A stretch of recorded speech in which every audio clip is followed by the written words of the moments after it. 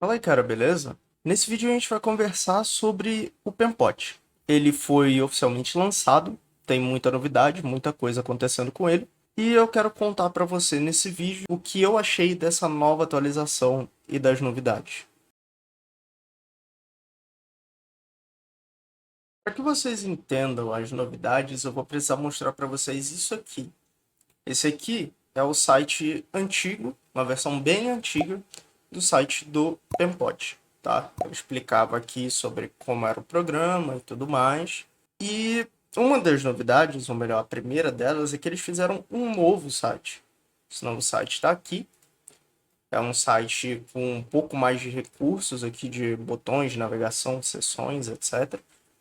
E ele já deixa direto de cara o que é para você fazer. Para você ou entrar na aplicação ou você hostear ela você mesmo. Que é bacana, tem inclusive essa imagem aqui com uma interface que eu não sei, mas me parece muito que será a nova interface do Pempot, talvez ainda não seja implementada por enquanto, mas é uma interface muito bonita, muito polida, deixa as coisas um pouco mais flutuantes, painéis flutuantes, né? O conceito de painéis flutuantes, que na minha opinião eu acho mais legal do que o conceito atual, tá? Inclusive as cores também eu gostei mais do que as cores atuais. Aí aqui ele explica várias coisas sobre a ferramenta, demonstra, né, algumas coisas com algumas animações e tal, que é bem bacana mesmo. E caso você queira ver esse site em detalhes, já está no próprio endereço do Pempot. Se você entrar pempot.app, você vai ver esse site aqui com todas as novidades. Mas vamos falar do que é importante aqui. O Pempot ele chegou à sua atualização 1.17. O Pempot ele deixa de ser beta para ser um programa de GA. GA seria disponível para o público geral. Um programa disponível com suporte, com versões estáveis e tudo mais. Se a gente for aqui nas notas de lançamento, a gente vai ter alguns detalhes sobre essa versão em específico, tá? Eles deixam alguns detalhes aqui nesse resumo, mas vamos ler cada um por parte. Primeiro de todos, Flex Layout. O que é o Flex Layout? Ele é o equivalente ao Auto Layout que a gente tem no Figma. Só que ele é um pouco mais poderoso, pelo menos em conceito, do que o Auto Layout do Figma. Por quê? Porque ele utiliza recursos de CSS para gerar as configurações do auto layout. Então isso permite não só que a partir do momento em que você cria um componente com Flex Layout, ele gere código que pode ser efetivamente utilizado pelos desenvolvedores para criar aquilo que você desenhou, ele também vai fazer com que todas as coisas que você crie respeitem regras de CSS. Isso permite coisas como, por exemplo, a responsividade, wrapping de elementos, tudo baseado em como geralmente funciona uma Flexbox feita com CSS, o que é bem legal. Eu vou demonstrar aqui rapidamente para vocês, deixa só eu sair aqui das atualizações.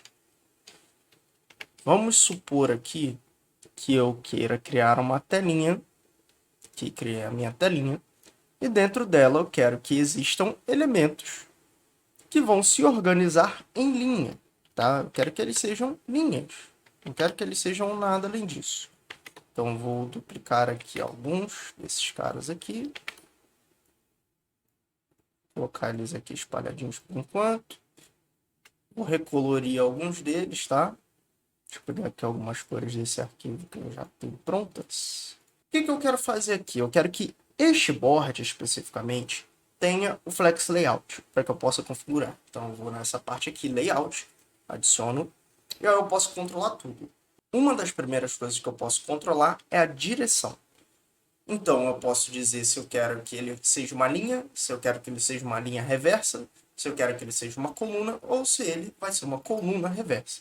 Todas essas coisas são propriedades de CSS, tá? Então, toda a configuração que eu estou fazendo aqui vai gerar um CSS perfeito para chegar nessa exata configuração, caso um programador pegue esse arquivo e precise fazer com que essa tela seja algo real. Então vamos lá, eu vou configurar para que seja em linha. Eu quero que tenha wrapping, então eu posso configurar, a partir do momento que eu coloco aqui o wrapping, eu posso configurar para como esse wrapping vai se comportar, tá bom? Eu quero que ele se comporte aqui alinhando os conteúdos no começo, então ele vai alinhar na esquerda para o começo, assim, sempre topo esquerda, né? Um alinhamento topo esquerda aqui embaixo. O gap entre as coisas eu quero que seja de 12 pixels em tudo. 12, 12 nas colunas também. Deixa eu ver aqui. Aqui eu posso determinar espaçamento dentro da caixa. Eu quero que seja de 24. Agora eu tenho configurado. Qual é a diferença entre o Auto Layout e o Flex Layout nesse caso? Se eu pegasse aqui a minha tela no Figma, por exemplo, e fizesse isso aqui, ele não ia fazer o wrapping automaticamente dessa forma. Ele simplesmente iria tentar remanejar os elementos de uma forma que eles coubessem dentro do novo espaço, mas não quebrando a linha, certo? Ou a coluna, se fosse o caso. Já com o wrapping, você consegue ter essa quebra. Então, um desenvolvedor ele pode não precisar necessariamente imaginar o que acontece quando a tela fica menor. Ele pode só reconduzir a tela e ir vendo o que acontece. Então, ele passa a ter uma noção de como o wrapping deve se comportar, certo? Por mais que, se ele pegar o código que vai ser gerado aqui, ele vai pegar exatamente o código que vai fazer com que aconteça exatamente a mesma coisa. Então isso aqui para handoff ele é magnífico, simplesmente magnífico.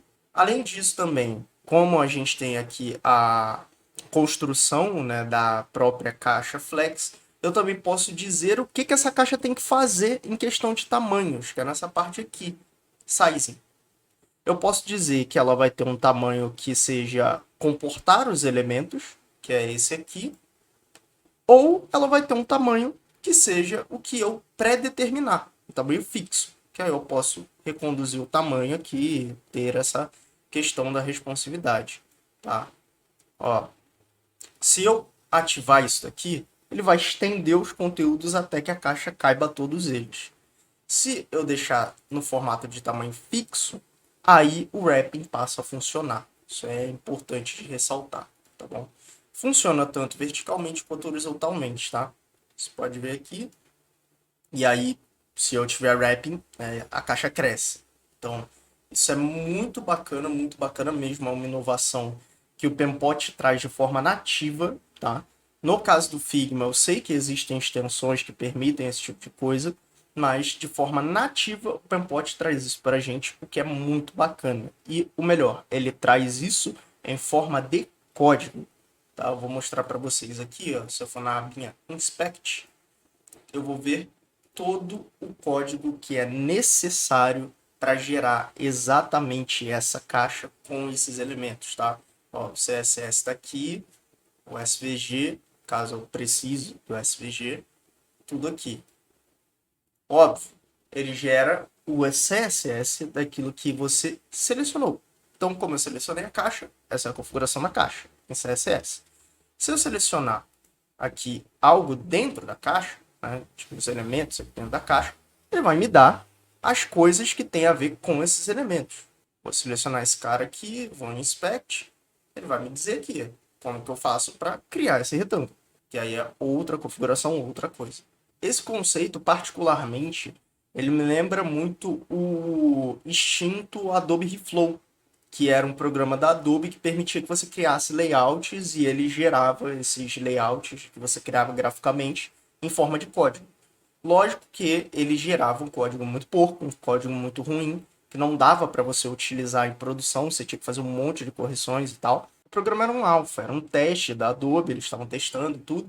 Viram que o conceito do programa como um programa solo não funcionaria e eles importaram as coisas desse programa para o Muse, Adobe Muse. Então, hoje, muito provavelmente, eu não tenho contato com esse programa, mas muito provavelmente ele tem os recursos que esse Adobe Reflow tinha. E uma das coisas era exatamente isso. Você configurava as coisas de uma forma que era bem parecido com o CSS e ele gerava um CSS daquela coisa. Então isso aqui já é muito próximo e é uma forma de você ter um handoff muito mais fácil do que com outros programas. Continuando aqui as nossas notas de atualização, inclusive até me adiantando, eu tinha falado sobre a parte de código ali junto do Flex Layout, que é exatamente a segunda atualização. Essa parte aqui. Você pode inspecionar os elementos individualmente, pegar o CSS e o SVG, se for o caso, dos elementos. Então, isso facilita muito para o desenvolvedor, que não vai precisar ter todo o trabalho de imaginar como ele vai desenhar aquilo em código. Porque o próprio programa onde o desenho foi feito gera código para ele. Ele só precisa copiar e colar e fazer algum ajuste se necessário. A terceira atualização são os webhooks. O que os webhooks fazem? Eles são uma introdução a funcionalidades de plugin que o Pempot pretende implementar no futuro. Com esses webhooks, pelo menos por enquanto, você consegue notificar outros locais de coisas que acontecem no Pempot. Então já dá para fazer algumas integrações de, por exemplo, o arquivo foi alterado e alguém recebeu uma notificação via IFTTT ou via Zap, coisas desse tipo. Já permite esse tipo de coisa no Pempot, que é legal para alguns contextos, mas eu espero que isso evolua de fato para coisas com plugins que aí realmente vão abrir portas para muito mais coisas para o Pempot usufruir, né? E a última atualização, mas não menos importante, é sobre acessibilidade. O programa está recebendo melhorias de acessibilidade para, por exemplo, navegação com teclado e outros tipos de limitação de acessibilidade. E isso ajuda muito designers que talvez precisem desses recursos para conseguir executar o seu trabalho. Então, o Pempot também está pensando nesse lado e já está entregando esses recursos de acessibilidade nessa atualização também. Falando de forma muito sincera sobre o Pempot, eu acredito que ele é um programa que realmente está tentando mudar o jogo quando a gente fala sobre criação de interface e experiência do usuário. Porque eles estão ouvindo ideias, eles estão fazendo coisas realmente para que o Pempot ele seja um programa que não esconde nenhuma ferramenta atrás de uma paywall, como acontece, por exemplo, com o Figma, né? Você tem limitação de quantas páginas você pode criar, de quantos arquivos você pode criar e várias coisas assim, se você não pagar o Pro, que é um modelo de negócio deles, tudo bem, não é uma crítica ao modelo de negócio, mas é uma coisa que é ruim para pessoas individuais que desenvolvem, porque caso precisassem dessas ferramentas estariam limitadas, e o Pempot não trabalha dessa forma, eles querem deixar tudo gratuito, então tudo novo que vier no Pempot vai ser sempre gratuito, o Pempot vai ser sempre gratuito, e pelo que eles falaram, inclusive, na live, talvez a forma de monetização que eles pretendem utilizar é a mesma que muitos sistemas Linux usam. O sistema é gratuito, mas o suporte empresarial desse sistema não. Então isso é bem legal, realmente é uma forma muito bacana de você ter essa forma de ganhar dinheiro a partir de um projeto que não é monetizado, né? Você está monetizando coisas ao redor do projeto, né? Inclusive eu falo em outro vídeo sobre essa questão de como projetos open source monetizam e por que tem essa diferença e tal. E, inclusive, falando dentro do tema daquele vídeo, o Pempot está sendo um dos programas que está conseguindo mudar um pouco a curva. Porque por mais que ele tenha menos recursos e por mais que ele seja um programa gratuito, ele não esteja de fato na vanguarda dos programas de prototipação, ele pretende estar. Tanto que já está integrando coisas que esses outros programas só têm através de plugins e de outras coisas. O Pempot já está trazendo nativamente. Então ele realmente pretende bater de frente com os caras e se tornar o cara que vai estar na frente da corrida. Vamos ver se isso realmente vai acontecer, né? Bem, pessoal, por esse vídeo é só. Espero que vocês tenham gostado de saber essas novidades sobre o Pempot. Se você gostou do vídeo, eu peço que você se inscreva no canal, deixe seu like e ative o sininho de notificações. Assim, você vai receber notificações sempre que eu postar um vídeo novo aqui no canal. Geralmente eu faço os posts aos sábados, mas tem conteúdos também, de vez em quando na terça, na quinta. Lembrando também que nós temos o grupo no Telegram. Lá você pode conversar diretamente comigo e com os inscritos do canal que fazem parte do grupo. O link é t.me/designerslivres e você não precisa baixar o Telegram para estar no grupo. Bem, eu vejo vocês no próximo vídeo. Valeu!